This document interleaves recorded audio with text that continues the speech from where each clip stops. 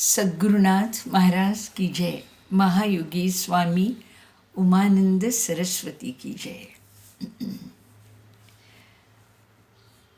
मराठीच्या विद्यार्थ्यांना परत एकदा आश्रमातल्या सगळ्यांचं स्वागत आहे.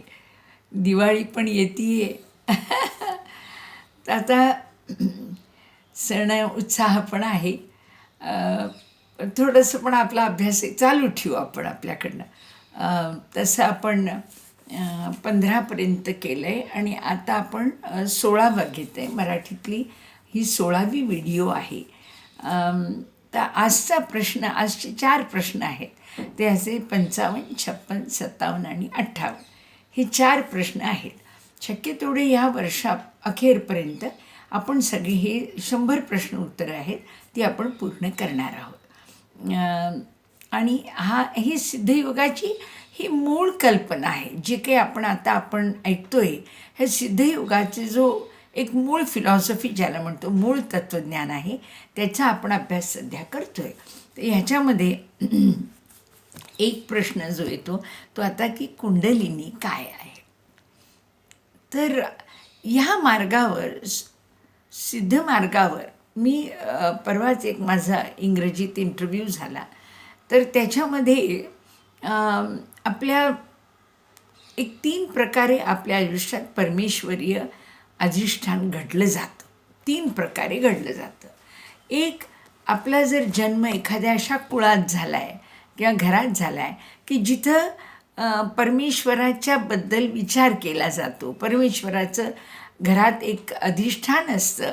त्या घरामध्ये त्या परमेश्वराला घरातले एक थोर व्यक्ती मानली जाते आणि घरामध्ये संकीर्तन चालतात किंवा पद्धतशीर अशी दरवेळेला त्याची पूजा किंवा अर्चा आणि संध्याकाळी एकत्र येऊन मुलांनी मंत्र म्हणणं, ह्या सगळ्या ज्या संकल्पना असतात त्या लहानपणी आपल्या घरात जर असतील तर हळूहळू आपल्याला परमेश्वराच्याबद्दल कुतूहल लागतं. नाही तर वयाच्या वर्षाच्या 10-12 वर्षापर्यंत आपल्याला प्रत्येका मुलाला आईवडीलच परमेश्वर वाचतात. कारण आईवडील ज्या गोष्टीला सत्य समजतात त्यालाच मुलंही सत्य समजतं. कारण त्याच्यासाठी त्या दृष्टीतून जे सत्य प्रगट होतं किंवा ज्याला आईवडील म्हणतात की अरे देव आहे, मग मुलं पण म्हणतात देव आहे. जर आईवडील म्हणले देव नाही तर मुलंही म्हणतात की देव नाही. तर त्याच्यामुळे घरात जी पहिले आपण कोणत्या घरात जन्माला येतो, घरातले विचार काय आहेत, हे आपल्याला परमेश्वराच्याबद्दल पहिली आपल्याला ओळख करून देतात. आपलं जर भाग्य असेल आणि अशा घरात जन्म झाला असेल तर. दुसरं, मग साधारण 13-14 नंतर आपल्या आयुष्यात किरकोळ असे जे प्रॉब्लेम्स येतात, जिथं आपल्याला वाटतं आई वडील काय मदत करणार, मग मित्र, मग समाज, मग असा थोडा आपल्या आयुष्यात येतो. मग त्यावेळेला समाजाने पण एक रचना करून ठेवली आहे की समाजाने काय केली आहे, वेगवेगळ्या प्रकारच्या ऋषीमुनींनी येऊन देवदेवतांची ओळख समाजात एक सिस्टमच्या पद्धतीने एक पद्धत करून ठेवली आहे की जर मुलांना अभ्यासाची गरज आहे तर त्यांनी गणेशाच्या मंदिरात जावं, लक्ष्मीची गरज आहे तर त्यांनी वैभवाची गरज आहे लक्ष्मीच्या मंदिरात जावं, ज्ञानाची आवश्यकता असेल तर अजून काय, अशा प्रकारचं त्यांनी वेगवेगळं करून ठेवलेलं आहे. म्हणजे समाजाने सुद्धा एक आपल्यासाठी एक व्यवस्था रचून ठेवली आहे. परमेश्वराची ओळख करून द्यायला, सुरुवात करून द्यायला आपल्याला एक ही समाजाच्याद्वारे ही व्यवस्था आहे. आणि तिसरी व्यवस्था परमेश्वराने स्वतः करून दिली आहे आणि ती आहे गुरुच्या माध्यमातून तुम्हाला परमेश्वराची ओळख होऊ शकते. म्हणजे 3 प्रकारे. एक, सुरुवातीला आपल्याला काय होतं, आईवडिलांच्यामुळे, घराण्यामुळे, घरातल्या काही पद्धतींच्यामुळे, घरातल्या जी श्रद्धा आणि विश्वासस्थान आहे त्याच्यामुळे आपल्याला परमेश्वराची ओळख होते. दुसरं, समाजाच्याद्वारे होते, ज्यांनी मंदिराच्या रूपात आपल्या पुढे आणले देवदेवता. आणि तिसरं, आपल्याला परमेश्वराने एक रचना करून ठेवली ती गुरुच्या भूमिकेतनं. परमेश्वराला सुद्धा त्याचं जर स्वतंत्ररित्या आपण पाहिलं, चरित्र वाचलं किंवा पोथी वाचली तर आपल्याला कळतं की परमेश्वराचे पण गुरु होते. म्हणजे भगवान रामाचे गुरु होते, वसिष्ठ होते आणि श्रीकृष्णाचे सांदीपनी होते, दुर्वासा होते. असे वेगवेगळे इव्हन देवदेवतांना सुद्धा गुरु राहिलेले. त्यामुळे गुरुद्वारे ज्ञान प्राप्त करण्याची ही सुद्धा एक सुव्यवस्था जी प्रभूंनी परमेश्वराने प्रॉबब्ली मुद्दाम करून ठेवली आहे. आता ह्याच्यात तर तिघांमधनं फरक काय पडतो, फरक काय होतो, तर पहिले आईवडील जे आहेत ते आपल्याला आपल्या श्रद्धेची एक आपली त्यांच्यातली आपल्याला म्हणून आपण म्हणतो की बाबा आईवडिलांचे गुण आपल्यात येतात किंवा श्रद्धा किंवा असे जे बेसिक जे आपल्यातले गुण आहेत त्याचा प्रॉबब्ली त्याचा पुरवठा आईवडिलांच्याकडून येतो, ज्याला आपण जीन्स म्हणतो. आणि दुसरे समाजाच्याद्वारे त्यांनी समजा उत्कृष्टरित्या एखाद्या मंदिराची सेवा केली आणि तिथं खरंच लोकांना अनुभव यायला लागले की हळूहळू समाजाचा विश्वास वाढायला लागतो. तर त्याच्यामुळे समाजावर एक मोठी जबाबदारी आहे. मंदिरं जरी असतील हे असतील तरी त्यांनी प्रत्येकाने त्या दैवताचं इतकं सुंदर चित्रण नव्या लोकांच्या पुढे, लहान मुलांच्या पुढे आणावं की त्या मुलांचा भाव तिथं बसला तर त्याच्यातनं चांगलं त्यांना उचलता यावं. तर तशी तिसरी अवस्था पण हे दोन्ही पहिल्या दोनमध्ये आपल्याला नॉर्मली मंत्र आणि ग्रंथ सापडत नाहीत. म्हणजे आपल्याला आईवडील मंत्र देत नाहीत किंवा मंदिरात मंत्र आणि ग्रंथ हे सापडत नाहीत साधारणपणे. मग आपल्याला हे कुठे सापडतात, तर आपल्याला जी भगवंतांनी जी रचना करून ठेवली की गुरुच्या द्वारे, तर तिथं आपल्याला मंत्र आणि ग्रंथ सापडतात. तर गुरुच्या दरबारात गेलो की आपल्याला मंत्र आणि ग्रंथ ह्या दोन गोष्टी तिथे सापडतात. मग आता त्या मंत्र आणि ग्रंथामधनं काही अशा काही प्रशाळा निर्माण झाल्या आहेत की ज्याच्यामध्ये या शक्तीला म्हणजे आपल्यातल्या ज्या सुप्त शक्ती आहेत त्या शक्तींना जागृत करण्याची एक कल्पना संतांच्या गुरूंना दिली गेली आहे. म्हणजे तुम्ही ती शक्ती जागृत करा. आता जागृत करा म्हणजे काय करायचं एक्झॅक्टली, तर आपल्याकडे ज्ञानदेव हे फार मोठे संत, त्यांच्या अभ्यासामध्ये ग्रंथामध्ये एक 6वा अध्याय, खरं म्हणजे भगवद्गीतेमध्ये कुंडलिनीचा फारसा उल्लेख नाही आहे, पण भगवद्गीतेच्या वर जी टिप्पणी झाली आहे ज्ञानदेवांनी जी ज्ञानेश्वरी लिहिली आहे की त्याच्या 6व्या अध्यायात त्यांनी कुंडलिनी जागृतीचा, ज्याला ते म्हणतात की ही शिवाची सांबळी आहे किंवा आदी भवानी आहे किंवा प्राणाची उघड भूमी आहे, म्हणजे फार सुंदर कल्पना आहे. तर ही शक्ती तिला आपण कुंडलिनी म्हणतो. आता जर परदेशातल्या लोकांनी जर वेस्टर्न कल्चरनी पाहिलं तर ते म्हणतात व्हॉट इज कुंडलिनी, पण आपण म्हणतो who is kundalini. Who is kundalini म्हणतो कारण ह्याच्या मागे आपल्याकडे काय, त्या प्रत्येकाने एक व्यक्तिरूप धारण केलं आहे. आपल्याकडे अग्निदेव आहेत, वायुदेव आहेत. आपण अग्नीला वस्तू मानत नाही, देव मानतो. तसंच आपण कुंडलिनी सुद्धा देवता मानतो. तर ही कुंडलिनी ही परमेश्वराची शक्ती आहे, मूळ शक्ती आहे. मूळ तिला आपण इच्छाशक्ती म्हणू. परमेश्वराची इच्छाशक्ती किंवा परमेश्वराची स्वातंत्र्य इच्छाशक्ती आहे.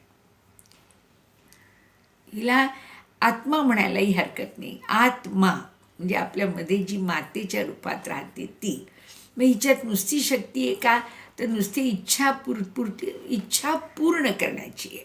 म्हणजे इच्छा आली ती येणारच आणि ती आली की तिला पूर्ण करायची ताकद ह्या शक्तीमध्ये आहे.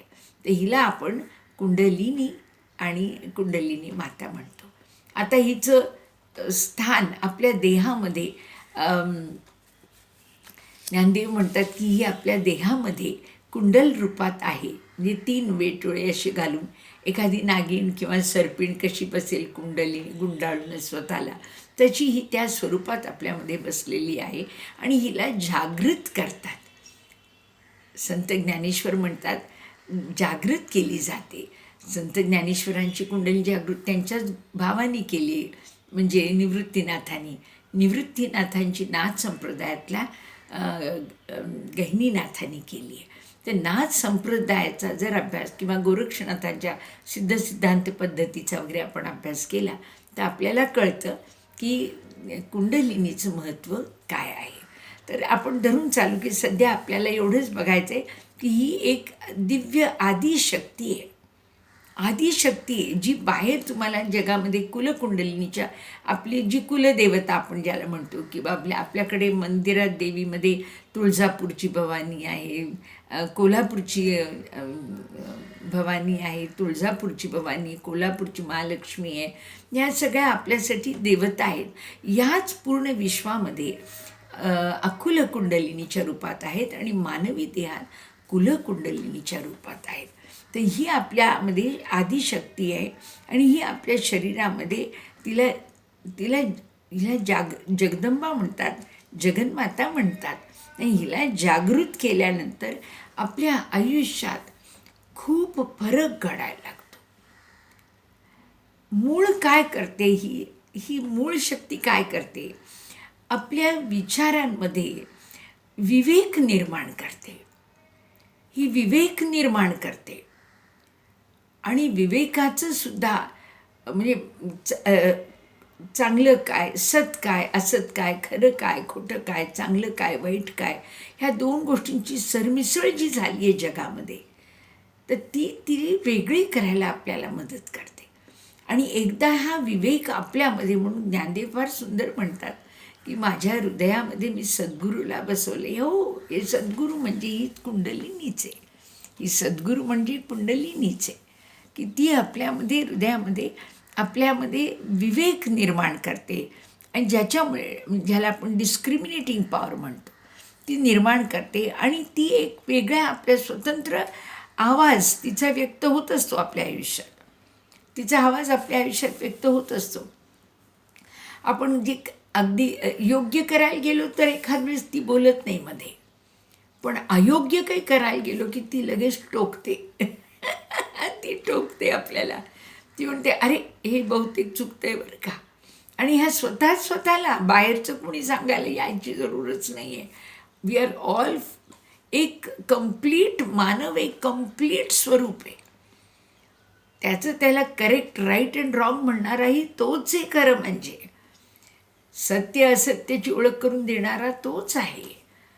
तर ती ही आपल्यामध्ये आत्मरूपात, आत्मस्वरूपात असते आणि ही आपल्याला ओळख करून देते. तर हिला जागृत केल्यानंतर डिवाइन पॉवर कुंडली minimises her capacity of permitting and surrounds असेल विथ मॅटर. असं म्हणतात की ही हिच्याभोवती हळूहळू सगळं विश्व ती स्वतःला जसं हवं तसं निर्माण करू शकते. हे फार महत्त्वाचं आहे, फार महत्त्वाचं आहे. पण फक्त एवढं नक्की की आपल्याला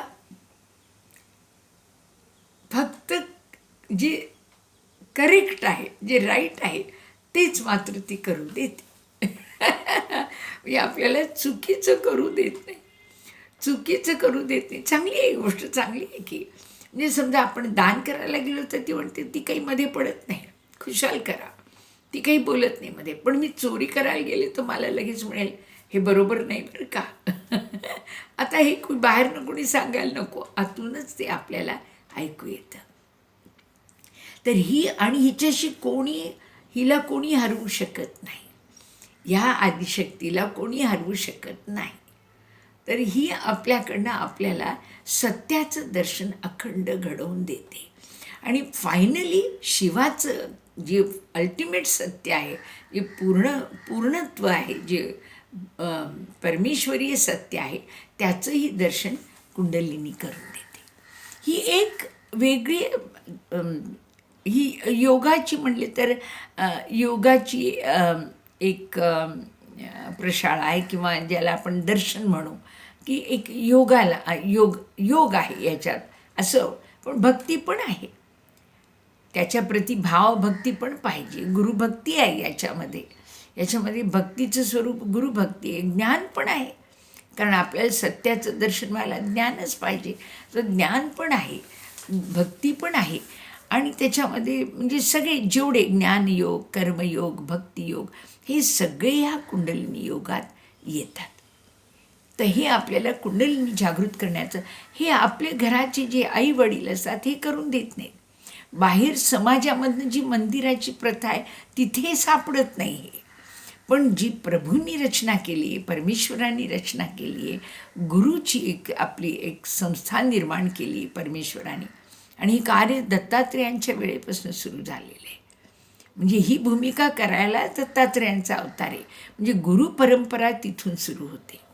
मग ती जी सुरू झाली आहे त्याच्यातनं पहिली गुरुची काय मंत्र देतात आणि मंत्राच्या जोडीने दुसरी जी प्रथा आहे ती दीक्षा देणे. दीक्षा देण्याच्या मागे ही संकल्पना आहे की दीक्षा देऊन गुरु आपल्यातली कुंडलिनी जागृत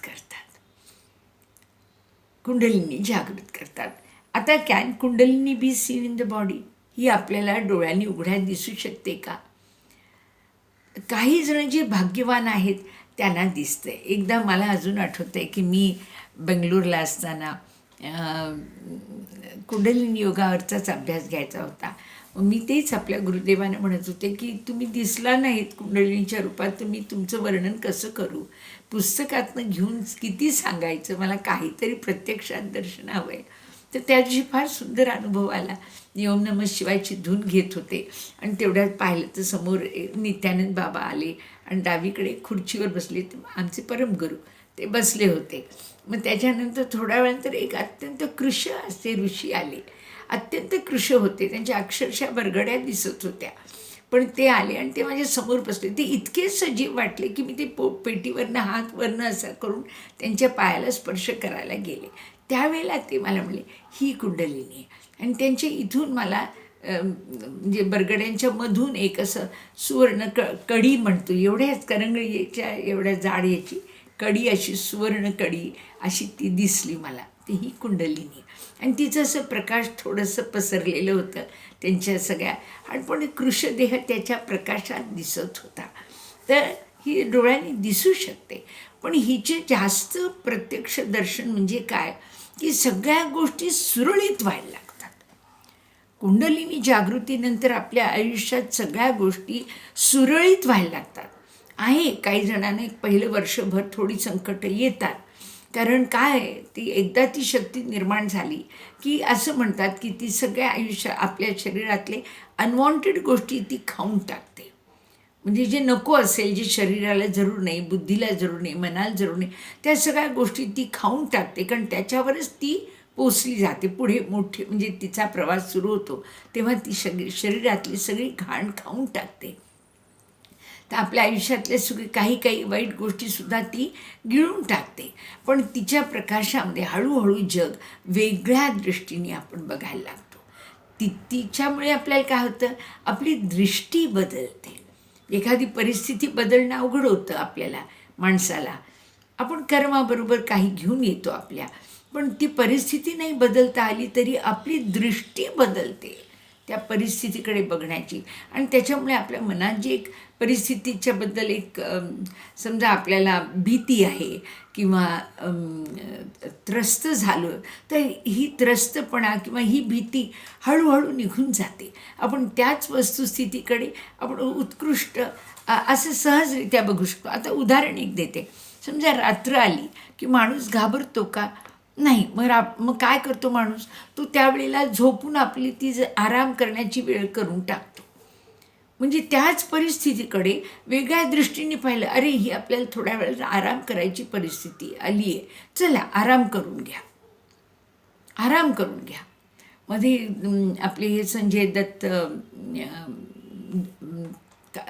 जेलमध्ये होते तेव्हा रविशंकरजी त्यांना भेटायला गेले होते. मला फार कुतूहलता होती की काय सांगतील त्याला. तर मी सोडवेन म्हणतील का काय म्हणतील. तर फार सुंदर सांगितलं. रविशंकरजींनी जाऊन सांगितलं की अरे ही वेळ तू आता साधनेत वेळ घालव. आता दुसरा विचार करू नको, मी आत का आलो, केव्हा बाहेर जाऊ नको करू. पहिली गोष्ट यू टर्न टू प्रेयर्स. फार सुंदर ही फार सुरेख सूचना दिली गेली आहे. फार सुंदर सूचना दिली गेली आणि खरोखरच त्या माणसाने मग चांगले दिवस पण पाहिले. असो, तर कॅन कुंडलिनी बिस्वीन तर खऱ्या अर्थी ती दिसते, पण तिच्या प्रकाशामध्ये जग वेगळं दिसायला लागतं आपल्याला. म्हणजे ती एखाद वेळेस दिसणार नाही, पण तिच्या प्रकाशात म्हणजे तिच्या समजूतदारीमध्ये आपल्याला जगाकडे बघण्याची आपली दृष्टी उत्कृष्ट व्हायला लागते आणि सुसह्य होते. कारण प्रत्येक संकटाला नॉर्मली सगळे सुटतीलच असं नाही, पण जर दृष्टीतनं ते संकट आहे हेच विचार निघून गेला तर माणूस सोडवायच्याही भानगडीत पडत नाही. सोडवायच्याही भानगडीत पडणार नाही. तो सहज गृहीत धरून चालेल की ठीक आहे, it's it's no more a sankat for me, it's no more a sankat for me. ही अशा प्रकारची जी once initiated do we truly live a new life. Yes, just as a burning candle when held up light will throw. आता हे म्हणजे कुंडलिनी जागृतीनंतर आपलं आयुष्य खऱ्या अर्थी बदलतं का? हो. मी म्हणल्यासारखं टॉर्च आहे, अंधारात आपण धडपडत जात होतो, आता आपल्या हातात दिवा आला आहे, मग आपण धडपडू का? नाही. एक्झॅक्टली तसं होतं की कुंडलिनी जागृत झाल्यानंतर आपल्या आयुष्यातलं ही जी धडपड असते सगळी सतत काही ना काही साधायची धडपड असते, मग ती सगळी धडपड हळूहळू नाहीशी होते आणि सहजरित्या सॉल्व्ह होतं. म्हणजे सहजरित्या जसा सूर्य सहज उगवतो, गवत सहज उगवतं, रात्र सहज येते, दिवस, तसं आपल्या आयुष्यातले सगळे लोक आपल्याला सहज भेटायला येतील, आपली कामं सहजरित्या होतील, कुठेही फार धडपड लागत नाही. त्याच्यामुळे ही कुंडली जागृती एक प्रकारची आपल्यामध्ये एक नवी असा दृष्टी देते. The change in our understanding capacity makes living easy. आपली दृष्टी जशी बदलते की आपल्याला ती गोष्ट सहज साधता येते, सहज साधता येते. म्हणजे ज्याला आपण म्हणतो चातुर्य, शहाणे होणं, ते इथं होतं. आपण हुशार असतो तरीसुद्धा कधी कधी आपल्याला उत्तरं सापडत नाहीत, पण कुंडलिनी जागृती झाल्यानंतर हुशार असलेल्या माणसाला आता उत्तरं सापडायला लागतात. चातुर्य, शहाणी होते, शहाणी होते, शहाणी होते. तर ही फार महत्त्वाची हा मुद्दा आहे. पुढे आपल्याला कळेल की कुंडलिनी आपल्याला प्रत्येक गोष्टीच्या मागे एक काहीतरी दैवी कारण असेल.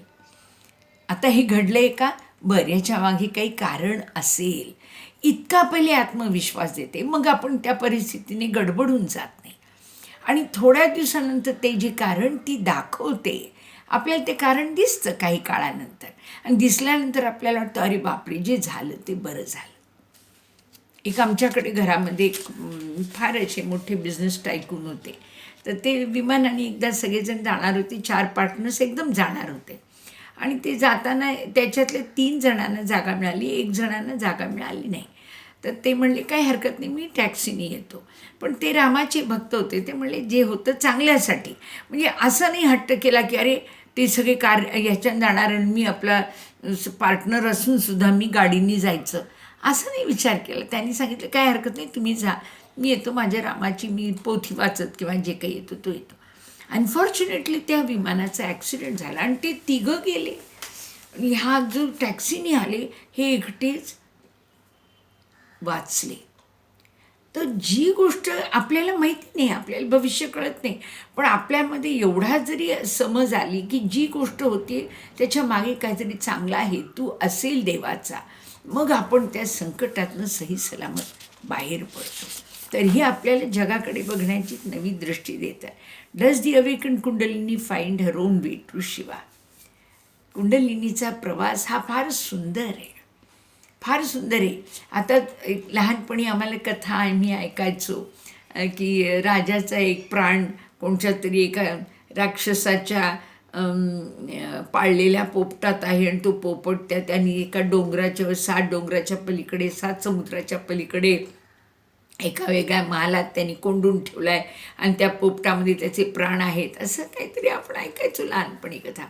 एक्झॅक्टली तसंच कुठेतरी आपल्या इथं सहस्रारामध्ये देवाचं, शिवाचं अस्तित्व आहे असं मानतात. आणि ही कुंडलिनी आहे ती अक्षरशः आपल्याला मणक्याच्या शेवटच्या खालच्या तळामध्ये अशी म्हणते. काही जण म्हणतात नाभीत आहे, काही जण म्हणतात मूलाधारमध्ये. मग हिला जागृत केल्यानंतर ही हळूहळू हळूहळू पंचमहाभूत आहेत, तर पृथ्वीतत्व, जलतत्व, अग्नितत्व, वायुतत्व, आकाशतत्व पार करत करत ती प्रकाशतत्वालाही पार करते आणि मग ती शिवाशी एकरूप होते. फार सुंदर आहे. आणि तिचं वर्णन जसं काही खरंच आहे खरं. आणि तिच्या या प्रवासामध्ये हळूहळू आपण ह्या प्रत्येक पंचमहाभूतांचे जे गुण दुर्गुण आहेत ह्याच्यातनं हळूहळू आपण विरक्त होतो. आता पृथ्वी तत्वाचं कसं आहे, बांधून ठेवते सगळ्यांना. आपल्याला लोक हवी असतात त्या म्हणजे ज्याला घट्टपणा असतो, ती एक माया, आत्मीयता, जगाबद्दल आपलं सगळं आपल्याला हवं वाटणं, हळूहळू ती पृथ्वी तत्वात बाहेर आली की आपण त्यातनं निघतो. मग जलतत्व येतं, आपल्याला सहजरित्या आपले नसले तरी त्या लोकांपर्यंत आपल्याला जाता येतं, आत्मीयता येते. मग अग्नितत्व येतं, संकट आली तरी पचवता येतं. मग नंतर वायुतत्व येतं, वायूमध्ये त्यांनी फार सुंदर घेतले, आणि याचे गुण आहेत. वायूचा शब्द आहे, आपली वाणी सुंदर होते. आपल्या वाणीतनं आपल्याकडे शब्द आहे, शब्दसृष्टी सरस्वती जिभेवर येऊन बसते. फार सुंदर आहे हा प्रवास तिचा. आणि मग ती इथपर्यंत आल्यानंतर, आज्ञाचक्रापर्यंत आल्यानंतर तिचं ते प्रकाश तत्वात तिला प्रत्येक ग्रंथ मग समजायला लागतो, गूढार्थ समजतो, ग्रंथांचा गूढार्थ समजतो. आणि हळू तो समजल्यानंतर हळूहळू तिचा प्रवास शिवापर्यंत होतो. अशी फार सुंदर तिची ही कुंडलिनी जागृतीचा अभ्यास. नुसतं ध्यान करायचं आहे, बाकी सगळं ती करते. गुरुनी दिलेल्या मंत्रावर ध्यान करत बसायचं. तुम्ही नुसतं मंत्र म्हणत बसा, बाकी सगळं त्या कुंडलिनीवर सोडा. अशा प्रकारचा हा कुंडलिनी योगाचा अभ्यास आहे. हळूहळू आपण करू. परत कुंडलिनी योगावरची मी वर्कशॉप पण घेते. तर 7 दिवसाचा असतो. तर कुणाला करायचं असेल तर मला नक्की कळवा. आणि माझा नंबर आहे 9511602400. ह्या फोनवर तुम्ही तुमची माहिती पाठवा. फोन करू नका, मला SMS करा, आपली माहिती आणि आपली इच्छा व्यक्त करा. आणि कुंडलिनीचा अभ्यास वर्कशॉप होईल तेव्हा मी तुम्हाला त्याचा मेसेज पाठवेन.